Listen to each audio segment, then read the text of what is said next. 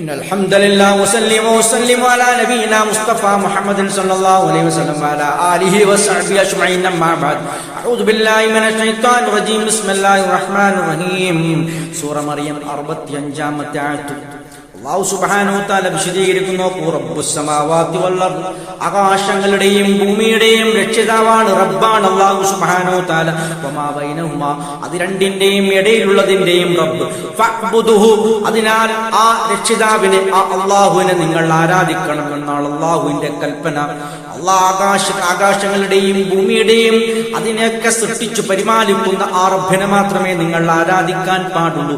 ശേഷം അല്ലാഹു പറയുന്നു നോക്കൂ ആ റബ്ബിനെ ആരാധിക്കുന്നതിൽ നിങ്ങൾ സഹനം പാലിക്കണം എന്ന് പറഞ്ഞാൽ ക്ഷമ കൈക്കൊള്ളണം. അല്ലാഹുവിനെ അനുസരിക്കുന്ന കാര്യത്തിലാണ് ഏറ്റവും പ്രധാനപ്പെട്ട ഒന്നാമതായി നാം പാലിക്കേണ്ട ക്ഷമ. പിന്നെ അല്ലാഹു വിരോധിച്ച കാര്യങ്ങൾ വെടിയുന്നതിലും നമ്മൾ ക്ഷമ പാലിക്കണം. മൂന്നാമതായി അല്ലാഹുവിന്റെ ആപത്ത് മുസീബത്തുകൾ നമ്മെ പിടികൂടുന്ന സമയത്തും നമ്മൾ ക്ഷമ പാലിക്കണം.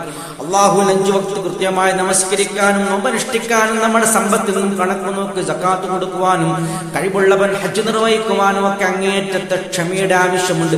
ക്ഷമാശീലർക്ക് മാത്രമേ അത് കഴിയുകയുള്ളൂ. അതാണ് അല്ലാഹു സുബ്ഹാനഹു വ തആല ഖുർആൻ വേറെ സ്ഥലത്ത് പറയുന്നത്. ക്ഷമാശീലർക്ക് നാം ഇരട്ടിയായി പ്രതിഫലം കൊടുക്കുന്നതാണ്.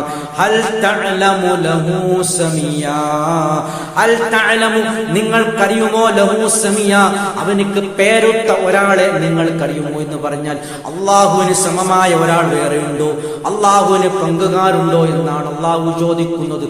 ഈ രൂപത്തിൽ അഖില ലോകങ്ങളെയും സൃഷ്ടിച്ചു പരിപാലിക്കുന്ന നിയന്ത്രിക്കുന്ന ഈ അല്ലാഹുവിന് വേറൊരു സമനില്ല, ആ അല്ലാഹുവിന് വേറൊരു പങ്കുകാരനില്ല എന്നൊക്കെയാണ് പറഞ്ഞതിന്റെ പൊരുൾ. ഇതാണ് അല്ലാഹു സുബ്ഹാനഹു വ തആല നമ്മുടെ മുന്നിലേക്ക് ഇട്ടുതരുന്ന ആശയം.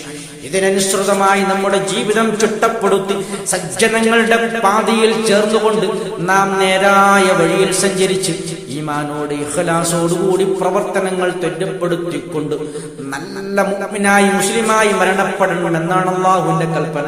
അല്ലാഹു പറയുന്നു വലാ തമൂതുന്ന ഇല്ലാ വഅൻതും മുസ്ലിമൂൻ നിങ്ങൾ മുസ്ലിമായി കൊണ്ടല്ലാതെ മരണപ്പെടാൻ പാടില്ല. ഇതാണ് അല്ലാഹുവിന്റെ നിർദ്ദേശം. ഇത്രയുമാണ് ഈ ആയത്തുമായി ബന്ധപ്പെട്ട് നമുക്ക് സംസാരിക്കാനുള്ളത്. സത്യമായി മനസ്സിലാക്കുന്ന സജ്ജനങ്ങൾ നമ്മെ അല്ലാഹു ഉൾപ്പെടുത്തി അനുഗ്രഹിക്കുമാറാകട്ടെ. അൽഹംദുലില്ലാഹി റബ്ബിൽ ആലമീൻ.